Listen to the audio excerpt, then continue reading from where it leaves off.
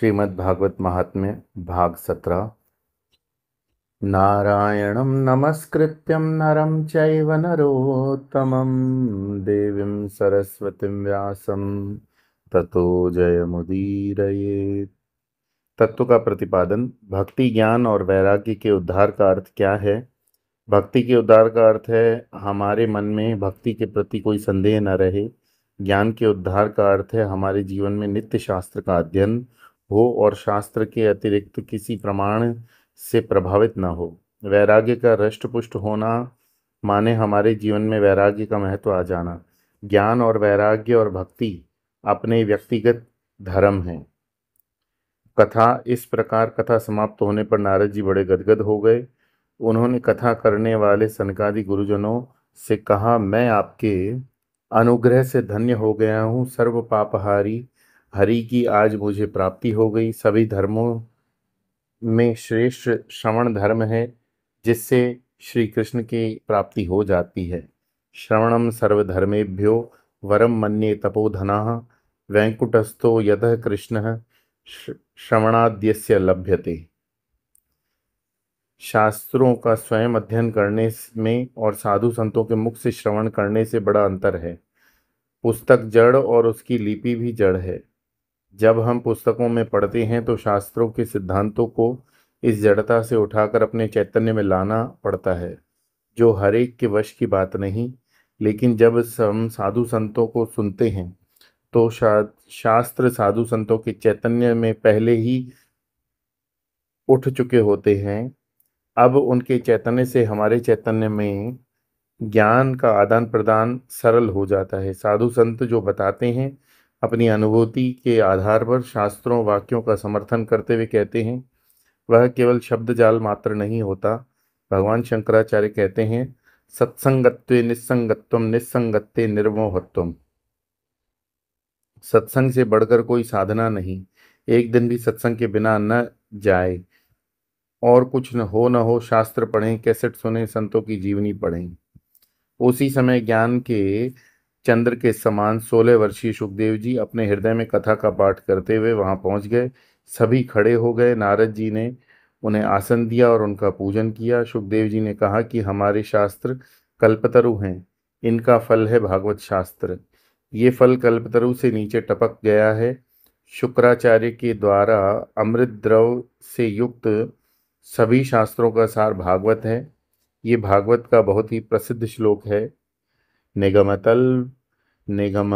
कल्पतरोर्गलितं फलं सुखमुखादमृत संयुतं पिबत भागवतं रसमालयं मुहुरहो रसिका भुवि भावुका। इसके बाद बतलाया गया है कि भागवत सबके लिए उपलब्ध नहीं है, केवल मृत्यु लोक वालों के लिए है। इसकी रचना वेदव्यास जी ने की। इसमें निष्कपट निष्काम परम धर्म का निरूपण है। शुद्ध हृदय वाले लोगों के जानने योग्य सबसे कल्याणकारी परमात्मा का इसमें दर्शन कराया गया है, जिसके द्वारा तीनों प्रकार के तापों की शांति होती है। यह वैष्णवों का धन है, परमहंसों का ज्ञान है। जिस ज्ञान का वर्णन किया जाता है वही इसमें गाया गया है। जो इसका भक्ति से पठन और श्रवण करता है वो मुक्त हो जाता है। सत्य में कैलाश में वैकुंठ में जो रस नहीं है वो सभी भागवत महापुराण में है। सूत जी कहते हैं, उस समय ऐसा आनंद हुआ, उद्धव जी, प्रहलाद आदि, बलि आदि पार्षदों के साथ स्वयं भगवान कृष्ण वहां प्रकट हो गए। नारद जी ने सबकी पूजा की। सब प्रसन्नता से कीर्तन करने लगे।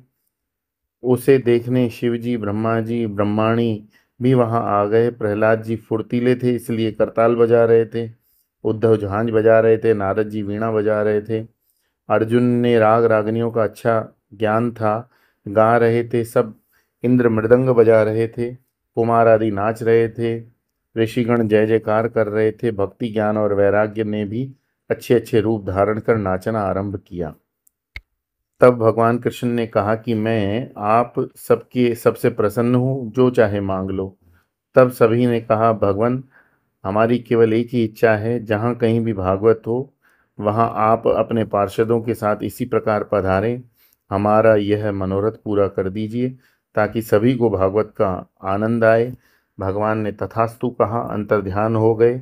इसके बाद पार्षदों ने और सुखदेव जी को नारद जी ने नमस्कार किया। जिनको कथा का आनंद आया था, उन सबका मोह नष्ट हो गया। फिर सभी अपने अपने स्थानों को चले गए। उस समय सुखदेव जी ने ज्ञान वैराग्य सहित भक्ति को अपने शास्त्र में विराजमान कर लिया। इसलिए जो भागवत मनन करते हैं उनके लिए भक्ति, ज्ञान और वैराग्य अपने आप आ जाते हैं। भक्ति सुताभ्याम सह रक्षिता सा शास्त्रे स्वकीयेऽपि तदा शुकेन अतो भागवतस्य सेनावाच्यनितं समायाति ही वैष्णवम। यह महत्व की बात है। पहले भगवान उद्धव जी के कारण भगवान ने भागवत में प्रवेश किया। अब सुखदेव जी के कारण भक्ति, ज्ञान और वैराग्य ने प्रवेश किया।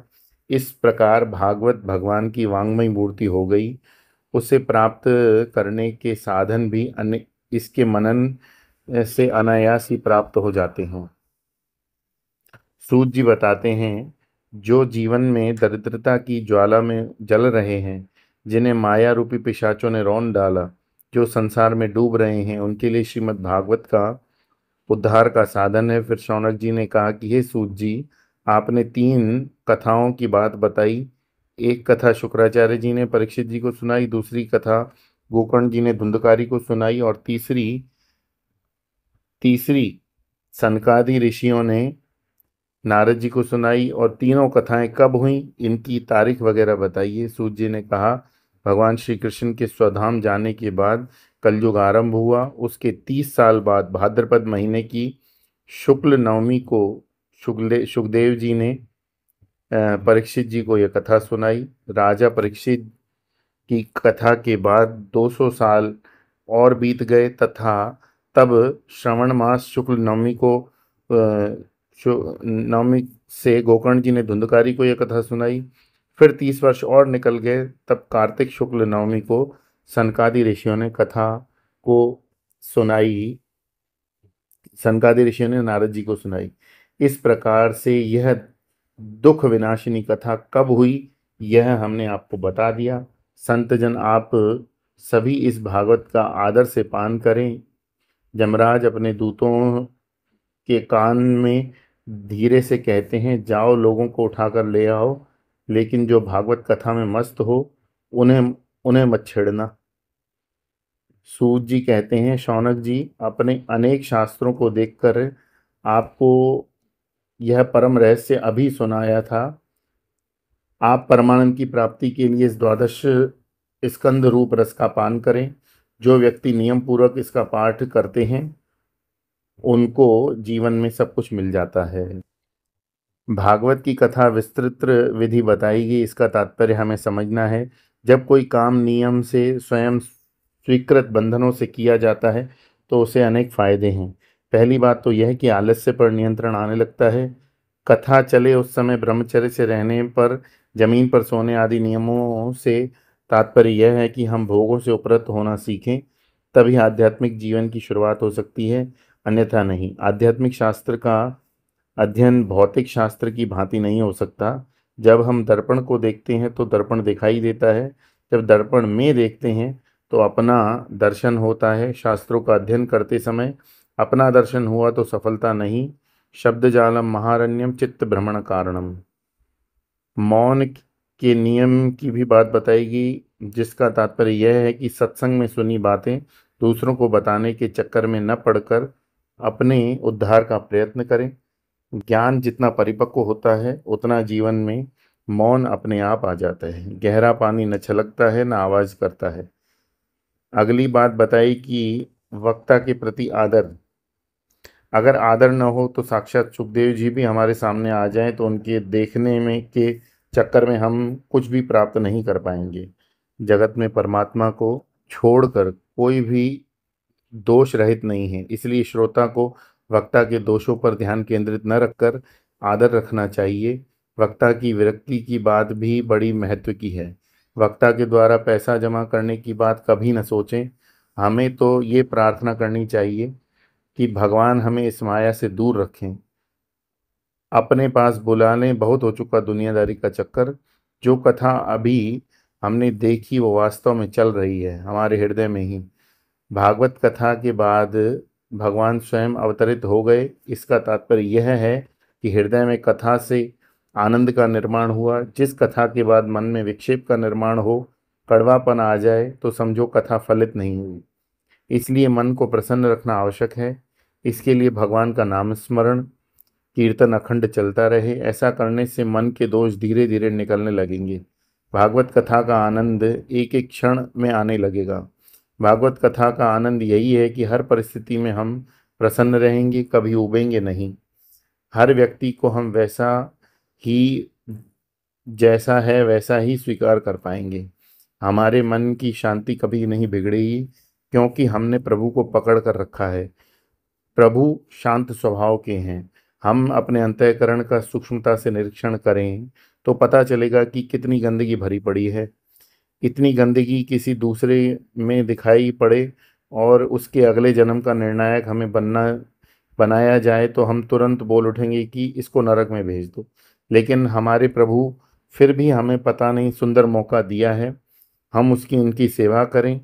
इसलिए जब मन में ये भावना जागृत होने लगे, मनुष्य जन्म हमारे कर्मों का फल नहीं, हम तो इस योग्य हैं ही नहीं, ये तो प्रभु की अहेतु की कृपा है हम पर, तब मन द्रवित होने लगेगा। द्रवित हृदय में परमात्मा का अवतरण होता है। कथा में जो प्रसंग आया है, भागवत भगवान अपने पार्षदों के साथ आ गए, धूम धड़ाके के साथ कीर्तन होने लगा। इसका तात्पर्य यही है। इस प्रकार हमने भागवत कथा का महात्म्य जाना। हमने पहले ही बताया कि दो प्रकार से हमारा मन किसी वस्तु के प्रति आकर्षित होता है। गुण सौंदर्य के कारण आकर्षण पैदा हुआ, तो काल के प्रभाव से जब गुण सौंदर्य प्रकट हो जाता है तो हमारा आकर्षण भी नष्ट हो जाता है। लेकिन महात्म्य को जानने पर जो आकर्षण होता है वो स्थायी रहता है, क्योंकि महात्म्य मन में उतर गया तो हम उसका अध्ययन निरंतर आदर के साथ करेंगे। इसके बाद जीवन में अच्छे बुरे प्रसंग तो आते रहेंगे, लेकिन अपने हृदय में उनका सामना करने की क्षमता जागृत होगी। हम जगत को बदलने की बात सोचना छोड़कर अपने आप को बदलेंगे। भागवत कथा का यही सौंदर्य है। इस प्रकार पद्म पुराण के उत्तरखंड के अंतर्गत भागवत महात्म्य का छठा अध्याय समाप्त हुआ, जिसमें भागवत सप्ताह श्रवण की विधि का वर्णन किया गया। बोलिए श्री कृष्ण चंद्र भगवान की जय। श्रीमद् भागवत महापुराण की जय।